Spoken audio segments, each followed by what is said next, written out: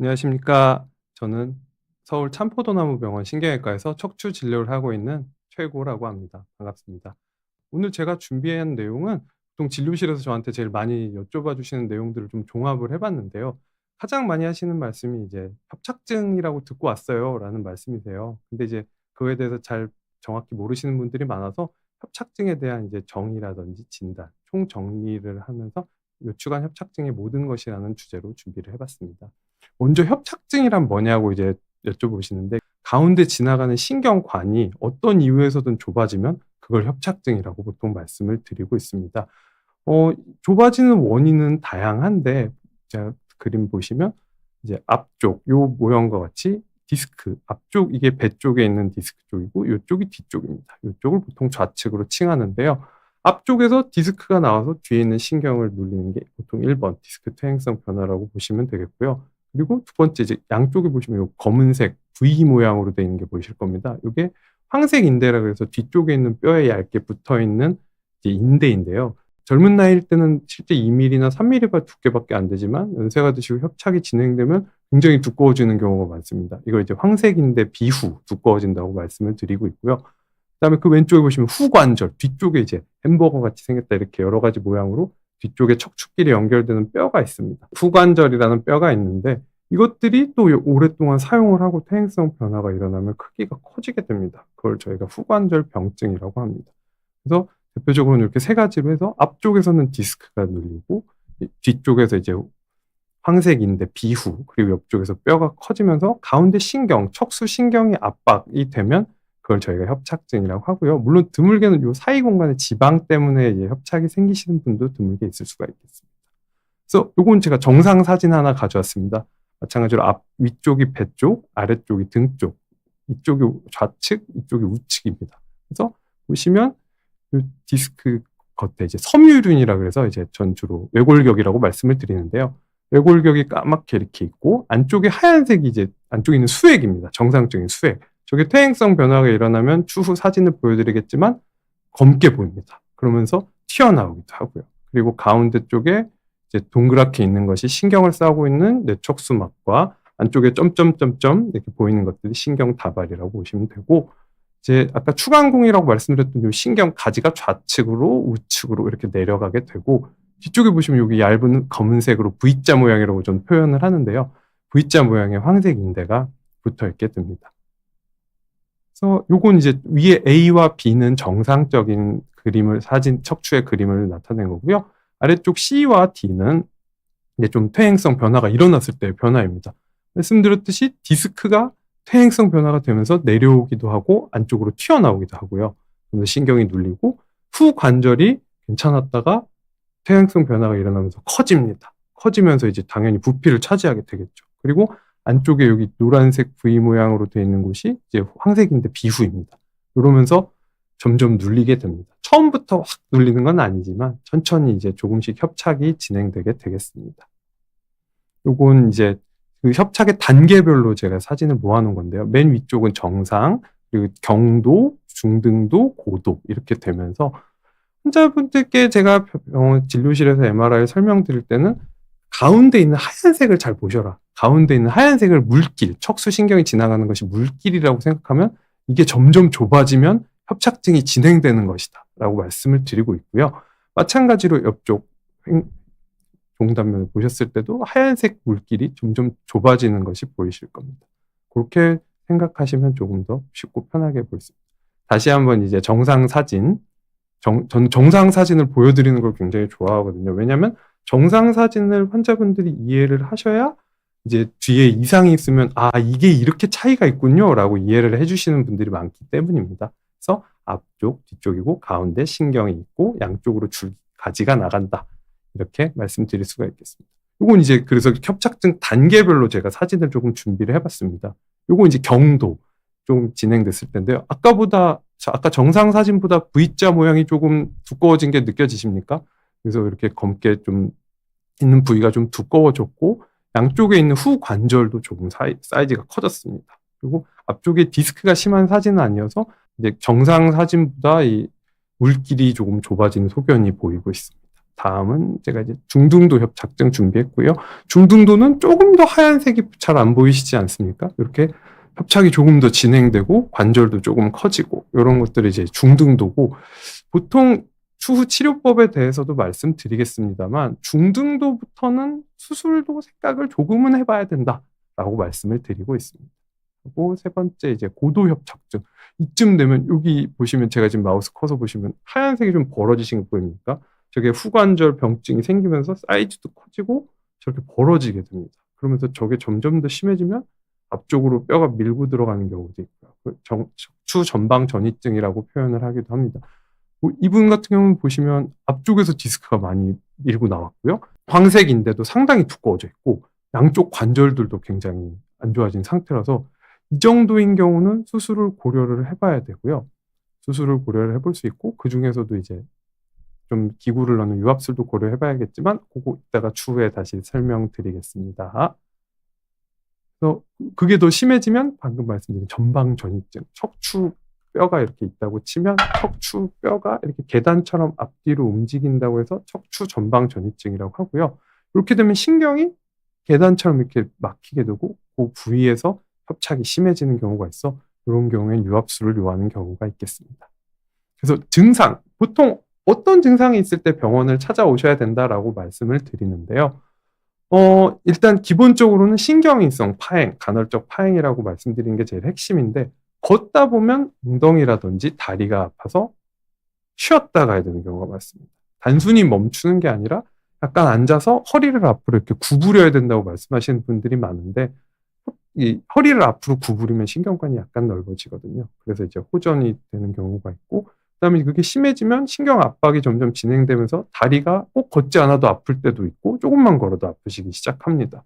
그리고 보통 오르막길보다는 내리막길이 조금 더 걷기 힘들다고 호소하시는 경우가 있고, 이런 증상들이 오래되고 심해지는 경우에는 이제 감각이 떨어진다든지, 마비가, 근력저하, 다리에 힘이 없고 발목을 올리기가 힘들어요라든지, 다리에 힘이 없어서 걷지를 못하겠어요. 혹은 점점 더 심해지면 이제 대소변 장애까지도 일어나는 경우가 있기 때문에 이렇게 심해지기 전에 병원에 오셔서 전문가 의사들과 상담을 해보시는 게 좋습니다. 왜냐하면 이게 오래되는 경우에 이제 저런 감각 근력 저하나 대소변 장애까지 있으면 위험한 경우가 있거든요. 그래서 그 전에 병원에 오셔서 진단 및 조기 치료를 받으시는 게 중요하겠습니다. 발생 원인 아까 정리했던 것처럼 앞쪽에서의 디스크, 추간판 변성이 일어나기 시작하면서 신경 쪽으로 튀어나오거나 신경 압박을 만들게 되고, 뒤쪽에 황색 인대가 두꺼워집니다. 움직임을 하면 연세가 드시면서 두꺼워지고, 뒤쪽에 있는 관절, 후관절이 양쪽에서 커집니다. 커지면서 안쪽에 있는 신경이 이렇게 삼각형 모양으로 좁아지게 되고, 요건 뭐 진정한 의미의 협착은 아니지만 이제 척추가 골절되는 경우가 있습니다. 이렇게 이제 척추뼈가 있는 경우에 척추뼈가 압박골절이라 그래요. 압박골절이 되면서 압박이 되면서 부러지면서 안쪽에 신경을 찌르는 경우가 있습니다. 그런 경우를 저희가 방출성 골절이라고 하는데, 그런 게 이제 오래된 분들도 신경이 이제 뼈 때문에 눌려서 이제 그런 증상들이 나올 수도 있고요.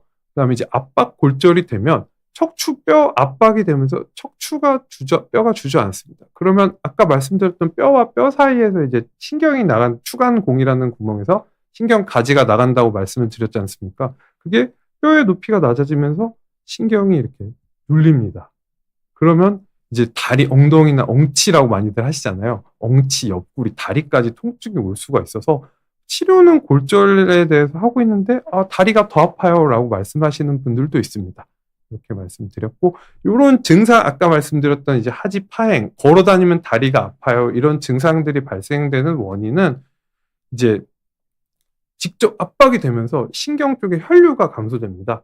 혈액순환이 저하되면서 증상이 일어나는 것도 있고, 아까 제가 수로라고 말씀드렸던 것처럼 물길이 흘러가야 되는데 막혀 있으니까 뇌척수액 순환도 감소되고, 그다음에 신경 자체가 눌리니까 그 자체로도 이제 통증과, 제가 물리적 효과로 통증이 온다고 말씀드리는데, 이게 오래되면 안쪽에서 신경의 변성까지도 일어나게 됩니다. 그래서 말씀드렸던 감각이나 감각 저하, 통증 지속, 마비 발생, 근력 저하, 대소변 장애까지도 일어날 수가 있겠습니다. 그래서 이거를 이제 부위별로 제가 분류를 해드리는데요. 중심부가 있고요. 측방 부위는 왜 말씀을 드리냐면 아까 제가 신경 가지가 나가기 시작하는 부위가 측방 부위입니다. 양쪽에 있겠죠. 하고 거기서 조금 더 나가면 터널을 통해서 나가는 추간공이고 그 바깥쪽은 이제 추간공 외측입니다. 그래서 그림 제가 지금 보여드린 것처럼 앞쪽에 척추 중심부 쪽은 주로 디스크나 황색 인대가 영향을 많이 끼치고요. 옆쪽 측방 부위는 디스크가 측방으로 나온 사람이나 황색 인대 비후 혹은 뒤에 후관절 커지는 여러 가지 영향을 다 받을 수가 있겠습니다. 방금 말씀드린 내용처럼 이렇게 주된 거니까요. 다 영향은 끼칠 수 있지만 중심부는 주로 디스크나 인대, 측방부는 디스크와 후관절, 그리고 그 다음에 이제 추간 공협착으로 가면 디스크가 튀어나오는 경우도 있지만 아까 말씀드렸던 디스크가 추간판 간격이 감소하면서 내려앉습니다. 그리고 그쪽으로 뼈가 자라나기도 하고요. 디스크가 같이 튀어나오기도 하고요. 이 뼈 조각과 디스크가 같이 나오는 경우도 있습니다. 뼈 조각. 그리고 후관절까지 커지니까 이랬던 추간공이 점점 좁아집니다. 그리고 그 바깥쪽 같은 경우는 많이 들어보셨겠지만 척추 측만증이라고 해서 이렇게 휘는 경우가 있습니다. 그럴 때 휘는 이쪽은 괜찮은데 휘는 경우에 외측으로 나가는 신경이 눌리기도 하고 혹은 이제 척추 전방 전이증에서 바깥쪽에 이제 디스크 뼈가 눌리면서 굉장히 이제 엄치 통증을 호소하는 경우가 추간공 외측이라고 보시면 되겠습니다. 이건 제가 세 번째 띄워드리지만 아까도 말씀드렸듯이 저는 정상 사진을 보여드리는 걸 굉장히 좋아하기 때문에 이렇게 좀 넣습니다. 다시 한번 리마인드하는 의미에서 앞쪽에 정상적인 추간판이고요. 섬유륜입니다. 까만색이. 그리고 가운데 수액이 있습니다. 말랑말랑 젤리 같은 수액이 있고요. 그 뒤쪽으로 약간 오목 들어가 있죠. 그 뒤로 신경, 가운데 뇌척수막이 싸고 있고 안에 신경과 이제 신경 안쪽에 이제 뇌척수액이 흐르고 있고 양쪽으로 신경이 나오고 뒤쪽에 후관절이 있습니다. 네, 정상 사진 보셨고 이게 이제 중심부입니다. 가운데 쪽에서 다른 인대나 후관절 쪽은 그렇게 심하지 않은데 가운데 쪽에서 이제 디스크가 튀어나와서 중심부 협착이 생긴 가운데 쪽 보실 수 있고요. 측방부 좀 보시기 쉬운 사진으로 일부러 골라봤습니다. 여기 이제 요건 좀 젊으신 분 사진인데 원래 협착이나 그 뒤쪽에 황색인대 비후가 거의 없는 분인데 그 측방부 신경 가지 나가기 시작하는 시점에 디스크가 튀어나와서 굉장히 아파하시는 그런 우측으로 엉덩이나 다리가 굉장히 아플 만한 사진을 준비해봤고요. 요건 이제 비슷한 사례지만 연배가 좀 더 있으신 분들 협착증이 어느 정도 있습니다. 보시면 까만색 강조드리는 V자 이제 황색인대가 두꺼워진 소견이 보이고요. 후관절도 다소 커져 있는데 그런 상태에서 디스크가 저렇게 좌측 측면부로 나오게 되면 굉장히 아픕니다. 저는 환자분들한테 주로 톨게이트라고 말씀을 드리는데 고속도로가 아무리 넓지만 넓은 데에서 이제 톨게이트를 지날 때는 좁아졌다가 다시 고속도로로 넓어지지 않습니까? 근데 좁아진 부분에서 저렇게 더 좁아지면 증상이 심하기 때문에 그럴 때는 이제 확장 공사를 해야 되는 경우가 있다라고 이제 말씀을 드리고 있습니다. 그리고 추간공 쪽, 좀 더 바깥쪽이죠. 바깥쪽에 신경이 나가는 그 추간공 쪽에 디스크가 있는 사진이 이게 잘 보여서 한번 준비를 해봤고요. 요거는 이제 추간공 옆쪽에서 좁아진 단계를 처음 보여드린 것처럼 이제 정상, 경도, 중등도, 이제 고도로 나누는 사진입니다. 가운데 협착은 그렇게 진행되지 않지만 오른쪽 이제 종단면에서 보시면 오른쪽 맨 위 사진은 가운데 신경이 있으면 주변이 하얗게 이제 여유 공간이라고 환자분들한테 말씀드리는데 저렇게 하얀색의 여유 공간이 많이 있습니다. 근데 아래쪽으로 가시면 갈수록 이제 줄어듭니다. 원인은 다양하죠. 보통은 후관절이 커지고 디스크 간격이 좁아지면서 내려앉기도 하고 골극이 자라기도 하는 여러 가지 원인이 있다고 말씀드렸었고 그런 식으로 추간공 협착증이 생기게 됩니다. 제가 처음 환자분이 협착이 있다고 오시면은 문진 이제 결국 많이 여쭤봐야 되는데요. 그 이유는 감별해야 되는 질환들이 있기 때문입니다. 다리가 저리고 종아리가 시리다고 걷다 보면 통증이 온다고 꼭 협착증은 아니기 때문에 그 감별을 꼭 해야 되고요. 보통 제일 많이 감별해야 되는 질환은 동맥 질환입니다. 심장으로부터 동맥이 이제 내려와서 다리 쪽으로 양쪽으로 갈라져서 하는데 그 동맥이 동맥경화라든지 해서 좁아지는 경우에 혈류가 감소하게 되고 그럼 혈액순환이 되지 않으면서 파행이 생깁니다. 아까 제가 협착 때문에 생기는 파행은 신경이성 파행, 간헐적 파행이라고 말씀드렸지만 얘도 증상이 어느 정도 비슷해요. 혈관성 파행이라고 하는데 약간 감별하는 법은 이제 보통 약간 멈춰서 이렇게 굽혀서 서리를 굽혀서 앉아야 좀 나아진다고 말씀드렸는데 이런 분들은 멈추면 좋아지는 경우가 더 많고 그다음에 내리막길이 힘든 협착증에 비해 오르막길이 조금 더 힘들어 하신다는 경향이 있고 그다음에 진찰하시면 저는 그래서 요런 게 의심되는 분들은 양말을 벗겨서 발등 쪽에 이제 그 동맥이 있습니다. 동맥에 이제 맥박을 체크를 해보고 그런 게 약해져 있는 분들도 많지만 그것만으로는 확신할 수 없어서 저희가 이제 혈관 CT나 도플러 검사까지 할 수 있고요. 해보고는 합니다. 그리고 이제 정맥 질환, 하지정맥류. 동맥이 내려갔다가 다시 돌아와야 되는데 그게 잘 안 돌아오고 그런 경우 이제 하지정맥류라든지 정맥 질환이 있고 이런 경우에도 다리 쪽 증상을 호소하시지만 빈도로 보면 이제 무릎이나 종아리 아래쪽이 좀 더 빈도가 높은 것 같아서 마찬가지로 병력을 청취를 해보고 하지 도플러라든지 이런 검사를 해보게 됩니다. 그 외에도 당뇨가 너무 심하신 분들 같은 경우는 이제 저희 중심부 신경이 아니라 말초 신경에서 변성이 일어나면서 다리가 저리고 시려요 하는데 끝에부터 오는 경우도 많고 여러 가지 그래서 당뇨가 있으신지 이런 것도 진찰을 통해서 알아볼 수가 있고 정말 드물게는 보행이 잘 안 돼서 왔습니다. 다리가 아파요라고 했는데 협착증은 초기이고 오히려 이제 등이나 목 쪽에 병변이 있는 분도 있고요. 혹은 파킨슨병이나 이런 것처럼 이제 뇌 척수 질환인 경우에 인도 감별을 해야겠습니다. 정말 드물게는 척추에 종양이 전이된 경우도 보기는 했습니다. 하지만 너무 드물어서 언급은 안 드렸고요. 제일 많이 궁금해하시는 게 이제 치료법입니다. 전 5단계라고 보통 말씀을 드리고 있습니다. 첫 번째 예방, 휴식 및 예방입니다. 일단 보통은 자세. 제가 제일 말씀드리는 게 TV 보실 때 이러고 보신다든지 옆으로 누워서 보시는 거. 그런 거부터 바꾸시라고 말씀을 드리고요. 휴식을 하고 척추 위생, 척추 요추 전만을 유지해주고 운동도 자주 하시면서 근육도 키우고 하는 이런 휴식 및 척추 위생 예방이 1번이고요.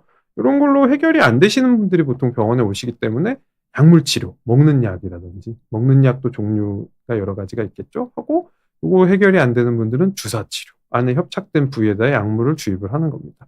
그리고 주사 치료로도 안 되는 분들이 이제 시술적 처치, 신경 성형술도 있고 그리고 여기까지 반응을 안 하는 분들이 감압술, 이제 수술을 이제 뼈랑 인대를 깎아내는 감압술을 하고 그거로도 모자란 분들이 유압술이라고 해서 뼈가 너무 많이 깎여지거나 이제 아까처럼 추간공 뼈와 뼈 사이가 주저앉아서 올려줘야 되는 경우 이런 경우에는 저희가 안에다가 받침대 케이지라고 하는 받침대를 넣고 나사못을 박는 유압술까지도 하고 있습니다. 다 치료에 대해서 개략적으로 5가지 말씀드렸고 각각 설명드려보겠습니다. 보존적 치료는 당연히 이제 운동이라든지 이런 걸 하는 거고 오늘은 이제 총정리다 보니까 제가 운동에 대해서 집중적으로 말씀드리지는 않았어요.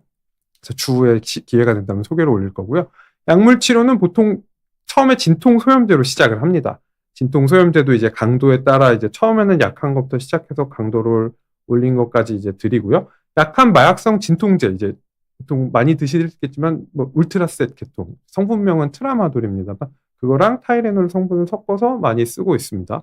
심하게 통증을 호소하시는 분들은 마약성 진통제까지 쓰고는 있지만 저의 견해는 보통 마약성 진통제까지 쓰신 것보다는 다른 더 상급 치료를 고려해 봐야 된다라고 생각하고 있습니다. 그리고 이제 다리 쪽, 엉치랑 다리 쪽 신경통 호전을 위해서 과거에는 항경련제로 쓰였지만 이제 용량을 조절해서 많이 쓰이는 리리카, 프리가발린 성분이나 가바펜틴 같은 것도 다리 하지 방사통 및 저림 등의 호전을 위해서 쓸 수가 있겠고 항우울제 중에서도 역시 용량을 조절해서 쓰면 신경통 호전에 도움을 쓸 수 있는 신발타라든지 이런 약들이 있겠습니다. 그 혈액순환 개선이 떨어진다고 말씀드렸잖아요. 그래서 혈액순환 개선제도 써볼 수가 있겠습니다. 다음 이제 주사 치료인데 결국 주사라는 건 그 협착이 돼 있는 부분에 약물을 흘려 넣어주는 겁니다. 이게 어디다 넣는 거냐? 허리나 엉치가 아플 때는 주로 뒤에 있는 후 관절 쪽에만 주로 집중해서 놓지만 안쪽에 있는 신경관이 좁아지면 안쪽까지 집어넣어줘야 됩니다. 그래서 보통 제일 많이 들어보신 건 꼬리뼈 주사. 이제 밑에 쪽에 미추라고 하는 밑에 쪽으로 바늘을 넣고 안쪽으로 약물을 흘려줘서 안쪽에 협착 있는 부위로 쭉 다 퍼지게 하는 게 이제 미추 접근하는 경막의 차단술이 되겠고요. 근데 이제 그게 아니라 4번, 5번 아니면 3번, 4번 특정 부위에만 들어가고 싶다. 그럼 이제 가운데 뒤쪽에 있는 뼈를 후궁이라고 그러는데 후궁과 후궁 사이에 황색이 있는 쪽으로 바늘을 넣어서 그쪽에만 좀 퍼지게 하는 이제 후궁간 경막의 차단술도 있고요. 환자분이 왼쪽이 더 증상이 심하고 오른쪽은 좀 괜찮아. 그런 경우에 추간공 쪽으로 접근을 해서 약물을 투약하기도 합니다. 저희 병원에서 하고 있는 사진 몇 장만 가져왔고요. 여기 이제 꼬리뼈 쪽으로 바늘을 넣어서 안쪽에 꼭 조영제를 씁니다. 왜냐하면 이제 주사약을 넣을 때 가끔 얇은 혈관 같은데 이제 주사 바늘이 들어가 있는 경우가 있어요. 바늘이 얇기 때문에. 그럴 때 혈관으로 약이 들어가면 부작용이나 어지럼증이나 이런 걸 호소하는 분들이 많기 때문에 저렇게 조영제를 통해서 경막외라는 건 아까 신경을 싸고 있는 뇌척수막 바깥에 눌리고 있는 곳과 신경의 사이로 약물이 잘 들어가는구나를 확인하고 넣어주는 것이 안전하기 때문에 저렇게 조영제를 사용하고 있고요. 다음 사진은 추간공 외축, 약간 위쪽 2번, 3번 쪽에서 협착이 있어서 왼쪽으로 주사 바늘을 넣고 안쪽에다가 저렇게 조영제를 넣어서 안쪽으로 잘 들어가고 있군 하고 이제 약물을 주사한 사진이 되겠고요. 다음은 이제 시술적 치료인데요. 이제 신경성형술은 안쪽으로 이제 주사의 안쪽 꼬리뼈 쪽을 이용해서 카테터를 위로 올려서 협착 있는 부위까지 올라가서 안쪽에 이제 어느 정도 박리를 해주고 약물을 투약을 합니다. 시술에 대해서 제일 많이 질문하시는 게 이거거든요. 과연 이걸로 하면 제거가 되나요? 안 됩니다. 저는 제거를 하고 아까 비유됐던 튀어나온 디스크, 두꺼워진 뼈를 제거를 하면 수술이라고 말씀드리고 있습니다. 물론 내시경을 이용하긴 하지만요. 이외에도 풍선 확장술, 안에 좁아진 데 가서 이제 사진에 제가 띄워놨지만 풍선을 이렇게 부풀려서 안쪽에 있는 걸 다소 넓혀주고 약물을 투약하는데 사실 이걸 영구적으로 넓히려고 이렇게 하지는 않고 보통은 거기를 넓힌 다음에 약물이 잘 들어가도록 이렇게 하고 있고요. 오히려 이제 중등도 이상의 협착 수술을 고려해야 되는 게 중등도라고 아까 말씀을 드렸는데 중등도 이상의 협착에서 풍선 확장술을 잘못하거나 이제 무리해서 하게 되면 오히려 신경 손상을 일으킬 수도 있기 때문에 진단이랑 사진을 잘 봐야 되겠습니다. 마지막에 수술적 처치인데요. 감압술. 기구를 넣지 않고 안에 있는 이제 넓혀주는 걸 감압술, 영어로는 디컴프레션입니다. 눌려있는 컴프레션 된 걸 풀어준다는 얘기인데요. 이렇게 이제 보여드린 사진처럼 중등도로 이제 협착이 있는 분인데 고전적 치료에 호전이 없고 어떠한 치료를 해도 낫지 않고 엉덩이나 다리 쪽이 너무 아프신 분들에게 시행을 하게 되고요. 이제 절개로도 하고 이제 내시경도 이제 단일공 내시경, 양방향 내시경 여러 가지가 있지만 전 단일공 내시경을 주로 하고 양방향 내시경과 같이 하고 있습니다. 그래서 이제 이런 것들을 예방하는 것이 이제 주 목적이라고 저는 늘 강조를 드리고요. 결국 바른 자세, 한 자세로 오래 있지 말고 허리 최대한 펴고 신전해서 앉고 적절한 운동. 너무 무리해도 좋지 않지만 너무 안 하시면 근육이 점점 빠지십니다. 특히 60대 이상 되시는 경우에 그럴 수가 있고요. 어느 정도 디스크 퇴행성 변화가 협착증의 큰 원인이 될 수 있기 때문에 체중을 줄이시는 게 중요하겠습니다. 그래서 저도 요즘 감량을 하고 있는데 이제 저속노화라든지 이런 정의용 교수님 유튜브라든지 보면 체중을 감량하는 것이 중요하고 허리 디스크, 척추 협착증에는 체중 감량은 상당히 중요합니다. 하지만 너무 저체중이 되면 또 안 되시겠죠. 그리고 여성분들, 특히 55세에서 60세 넘으신 여성분들에서 골다공증이 상당히 많기 때문에 골다공증도 치료 및 예방, 골밀도 검사를 하시고 골다공증까지 일정 이상 나빠져야 골다공증인데 골다공증은 아니고 골감소증 정도여도 이제 특별히 금기가 되는 요로 결석이라든지 고칼슘혈증 이런 게 없다면 칼슘이랑 비타민 D 같은 걸 좀 챙겨 드시거나 식품에서 챙겨 드시는 게 좋겠고요. 음식은 사실 협착증 자체에 대한 제가 음식을 뭘 추천드려볼까 이제 많이 찾아도 보고 전에부터 관심이 많았는데 협착 자체에 좋은 음식은 없지만 대한골대사학회라는 곳에서 이제 골다공증 관련해서 좋은 식품들 같은 경우 많이 소개해 주셔서 저도 말씀을 드리면 즉 유제품, 칼슘이 많은 유제품이나 멸치 이런 제품들을 많이 드시면 아무래도 뼈 건강에 도움이 될 수가 있겠고요. 이제 콩에도 이제 좋은 단백질이나 이런 것도 많기 때문에 콩류 음식, 두부라든지 비지라든지 이런 것들을 드셔볼 수 있겠고, 그다음에 이제 단백질 중에서 식물성이라든지 두부를 비롯한 식물성 단백질이나 이제 가금류, 생선이라든지 닭이나 오리고기 이런 이제 화이트 미트, 하얀 고기들을 주로 하고 계란 같은 걸 많이 드셔도 도움이 될 수가 있겠고요. 비타민이나 무기질이 풍부한 음식을 많이 드셔도 뼈 건강에 좋습니다. 그래서 시금치라든지 청경채라든지 이런 초록색, 녹황색 채소가 이제 뼈 건강뿐만 아니라 건강에도 좋고, 과일은 너무 당분이 높지 않다면 비타민과 무기질 보충에 도움이 되기 때문에 도움이 될 수가 있겠습니다. 당연히 이제 비추천하는 것도 있거든요. 흡연과 음주인데 이제 다 안 좋다고 말씀드리면 둘 중에 더 나쁘다고 하면 당연히 흡연일 것 같습니다. 흡연하면 뼈 건강이나 척추 건강에 좋지 않고요. 음주도 좋지 않기 때문에 줄여서 드셔야 됩니다. 그리고 과한 카페인 섭취도 골다공증이나 뼈 건강, 척추 건강에 악화를 드릴 수 있고 탄산음료 좋지 않습니다.